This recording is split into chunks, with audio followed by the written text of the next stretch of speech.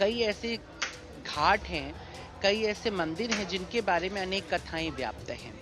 इस देश में परंपराएं, इस देश में दर्शन, इस देश में विचार, इस देश में कर्मकांड, यहाँ तक कि पंचांग भी बदलते चले जाते हैं। ऐसे में ये तय कर पाना कि कौन सा पंचांग सही है, किसकी पद्धति सही है, अगर हम उसमें किसी की तानाशाही को स्वीकार करते हैं तो मुझे लगता है ये सनातन धर्म के विरुद्ध हो जाता है। अपने अंदर ये मानता हूँ कि भारत में शंकराचार्य का जो पद है वो हिंदुओं के लिए सर्वोच्च पद बनता है, जैसे वेटिकन में पोप की वैल्यू है। लेकिन पोप में और शंकराचार्य में अंतर यही है कि ईसाई धर्म में पोप जो कह देगा वो अंतिम सत्य होगा, लेकिन भारत में शंकराचार्य जो कहे वही अंतिम सत्य, ऐसा जरूरी नहीं है। नमस्कार, स्वागत है आपका यूपी तक पर। मैं हूं कुमार अभिषेक। इस वक्त हमारे साथ स्वामी ओमा जी महाराज हैं और वाराणसी के आध्यात्मिक गुरु हैं, ज्योतिषाचार्य हैं और साथ साथ कवि हृदय भी हैं। इनसे हम बात करते हैं और समझते हैं अयोध्या और उसके अलावा इनका वो कवि हृदय। महाराज जी स्वागत है। सबसे पहले तो अयोध्या,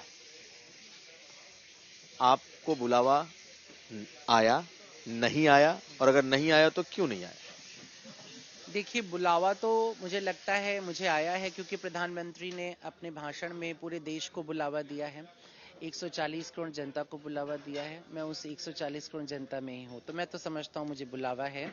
और मुझे लेकिन साथ ही साथ उनका ये सविनय निवेदन भी मुझे याद है कि उन्होंने कहा था कि बहुत भीड़ आ रही है तो धीरे धीरे दर्शन करें, रामलला वहीं है।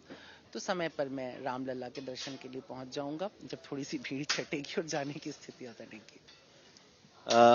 आप इस दिन को 22 जनवरी का जो दिन है उसे आप कैसे देखते हैं? मैं छोटा बच्चा था जब ये राम मंदिर का संघर्ष शुरू हुआ, और उस वक्त यही सपना था कि राम मंदिर जल्दी से बन जाए।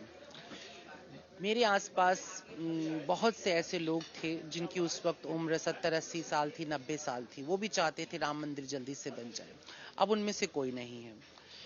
मुझे ऐसा लगता है कि मेरे जीवन का ये बहुत बड़ा एक सौभाग्य है कि एक सपना जो मैंने बचपन में देखा था वो मेरे जवान होने के बाद पूरा हो गया। और ये देश में कुछ गिने चुने राजनीतिक वादों में से एक वादा है जो सच में पूरा हुआ है। तो मैं खुश हूं, जैसे पूरा देश खुश है। लेकिन ओमा जी, एक बात यह है कि वाराणसी से आप हैं, वाराणसी से ही स्वामी अविमुक्तेश्वरानंद भी हैं, और उन्होंने बहुत सवाल खड़े किए हैं राम जन्मभूमि पर, खास करके अधूरे मंदिर में प्राण प्रतिष्ठा पर। आपकी क्या राय? देखिए, क्या है कि ये वो देश है जहां पर 100 से ज्यादा तरह की रामायण लिखी हुई है, 100 से ज्यादा। और उन 100 से ज्यादा तरह की रामायण में राम के अलग अलग चरित्र हैं। यहाँ पर शिव के ऊपर कई तरह की अलग अलग कहानियां एक ही संदर्भ में लिखी हुई हैं।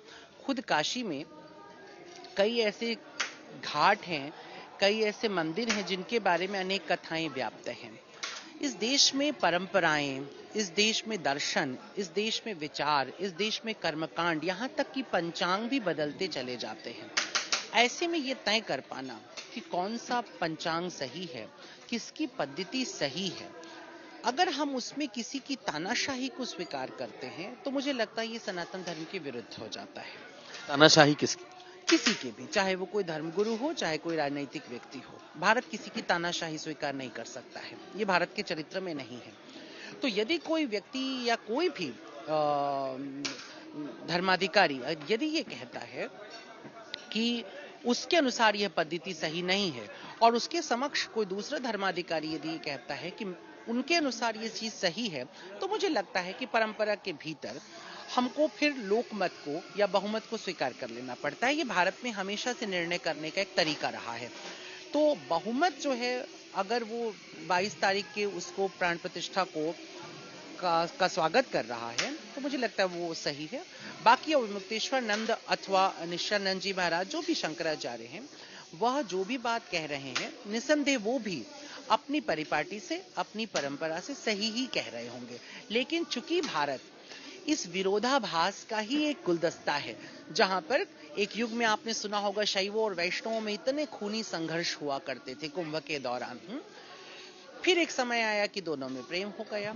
तो यहाँ ये संघर्ष और प्रेम, खंडन और मंडन की परिपाटी चलती रहती है और ये हमेशा चलता रहेगा। लेकिन हाँ, शंकराचार्य के पद से अगर आप बात करेंगे तो मैं अपने अंदर ये मानता हूँ कि भारत में शंकराचार्य का जो पद है वो हिंदुओं के लिए सर्वोच्च पद बनता है, जैसे वेटिकन में पोप की वैल्यू है। लेकिन पोप में और शंकराचार्य में अंतर यही है कि ईसाई धर्म में पोप जो कह देगा वो अंतिम सत्य होगा, लेकिन भारत में शंकराचार्य जो कहे वही अंतिम सत्य, ऐसा जरूरी नहीं है। नहीं, वही बात निकल के आई ना। चंपत राय जी ने कह दिया ये रामानंदियों का मंदिर है और शैव और शाक्तों का नहीं। इसे कंट्रोवर्सी इसे लेकर के शुरू हो गई। आपको लग रहा है कि बेवजह दिया हुआ बयान था इस तरीके के बयान? मुझे लगता है कि चंपत राय जी ने जो बयान दिया है वो बयान बहुत स्वीकार्य नहीं है, मुझे जहां तक लगता है। और उन्हें ये कहने का अधिकार नहीं है कि ये मंदिर रामानंदियों का है, क्योंकि ये राम का मंदिर पूरे भारत का है। इसका संघर्ष पूरे भारत ने किया है। शंकराचार्यों का संघर्ष इसमें शामिल है। 500 सालों का ये संघर्ष है, पूरे भारत ने मिलजुल करके किया है। तो ये मंदिर पूरे भारत का मंदिर है और मैं समझता हूँ कि इस मामले में ये जो स्टेटमेंट था वो मुझे भी उतना अच्छा नहीं लगा। लेकिन अगर आप देखें तो कांग्रेस पार्टी ने जो अपना प्रेस रिलीज दिया है ना, और राहुल गांधी ने जो बात कही, तो राहुल गांधी ने कहा कि ये तो बीजेपी का इवेंट है, ये तो एक राजनीतिक इवेंट है। आप इससे सहमत हैं? राहुल गांधी जो कुछ कह रहे हैं वो राहुल गांधी का अपना विचार है और राहुल गांधी को यदि लग रहा है ये बीजेपी का इवेंट है, तो मुझे याद आता है कि जब भारत में एशियाड हुए थे तो उस वक्त विपक्षी पार्टियां उसे इंदिरा गांधी या कांग्रेस के इवेंट की तरह देख रही थी। जब कॉमनवेल्थ हुआ था तो मैं दिल्ली में उन दिनों रहता था और तब उसे शीला दीक्षित के कार्यक्रम की तरह प्रस्तुत किया जा रहा था। तो ये विपक्ष और सरकार के बीच का झगड़ा हमेशा बरकरार रहेगा। विपक्ष हमेशा सरकार के द्वारा किए गए काम को उनके राजनीतिक एजेंडे की तरह देखेगा और जब वो सत्ता में पहुंचेगा तो फिर वो उसी को सार्थक और देश हित में बताएगा। तो ये तो राजनीतिक युद्ध है। आपको यश भारती सम्मान भी मिला और आपके अगर हम देखें तो ज्योतिष की फील्ड में आपके काम की वजह से अखिलेश की सरकार ने दिया। अखिलेश यादव का जो स्टैंड था कि मैं अभी नहीं जाऊंगा, जब भगवान बुलाएंगे तब जाएंगे, जब राम बुलाएंगे तो जाएंगे, ठीक है ये? मुझे लगता है कि बिना भगवान के बुलाए तो कोई भी नहीं जा सकता है। तो अगर उनको ऐसा लग रहा है कि भगवान के बुलाने पे जाएंगे तो ठीक है, ये तो भक्ति का मामला है, दर्शन का मामला है, कोई जैसे जाना चाहे। आप तो ज्योतिषाचार्य हैं, ये बताइए कि 24 का चुनाव कौन जीत रहा है? पहली बात तो ना मेरे पास मोदी जी की कुंडली है, ना राहुल गांधी की कुंडली है और ना उन 1000 लोगों की कुंडलियां पड़ी हुई हैं जो चुनाव लड़ने वाले हैं। इसलिए मैं ऐसी घोषणा नहीं कर सकता हूं कि कौन जीत रहा है, कौन हार रहा है।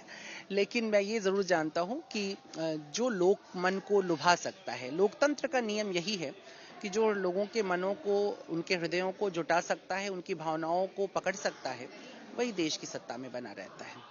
और लोकमत क्या है, लोक भावना क्या है, ये आप पत्रकारों से बेहतर कोई नहीं जानता है।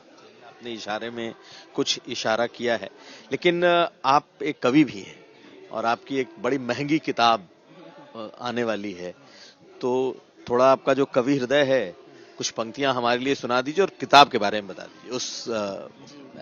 वाणी प्रकाशन देश का एक ख्यातिलब्ध प्रकाशन है, वहां से मेरी 200 कविताएं हैं जो दर्शन से, राजनीति से भी और कुछ भावनाओं से भी जुड़ी हुई 200 कविताओं का संकलन है, जिसे साहित्य अकादमी जो अवार्डी विनर हैं अनामिका जी, उन्होंने सिलेक्ट किया है महंगी कविता के नाम से। और ये अब तक देश की जो भी हिंदी साहित्य में छपी किताबें हैं उनमें अब तक की सबसे महंगी किताब भी है। क्यों है ये? उस किताब को खरीद के जब आप उसकी भूमिका पढ़ते हैं तो उसमें पता लगता है कि क्यों इतनी महंगी है। इतनी महंगी? ये 25,000 रुपयों की एक किताब है। जी, खरीद पाएगा कोई? जब लोग अरमानी और वर्साचे के जूते 1 लाख और 1.5 लाख के खरीदने लगे हैं इस देश में, और आम घर का भी बच्चा सोचता है कि कम से कम 10-12 हजार रुपए का एक उसके पास कोई बड़ी कंपनी का अमेरिकन जूता हो या ब्रांडेड जीन्स हो, तो मुझे लगता है कि वो तो कुछ दिनों में फट जाती है, लेकिन साहित्य पूरे जीवन आपके साथ रहता है। इसके थोड़ा पैसा खर्च करने में कोई प्रॉब्लम नहीं है। फैशन पे पैसा खर्च करना और साहित्य पर पैसा खर्च करने में बड़ा अंतर है।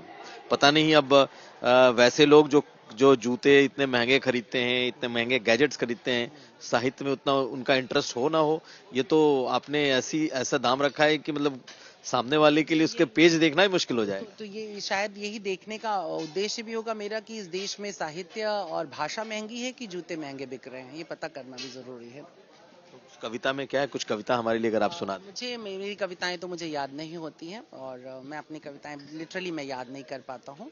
बस उसकी एक चार पंक्तियां मुझे याद आती हैं कि वस्तुतः आकांक्षा का दास हूँ, मध्य सिंधु सीप जैसी प्यास हूँ, लोभ वश जाने कहाँ उड़ता हूँ मैं, जानता हूँ स्वयं ही आकाश हूँ।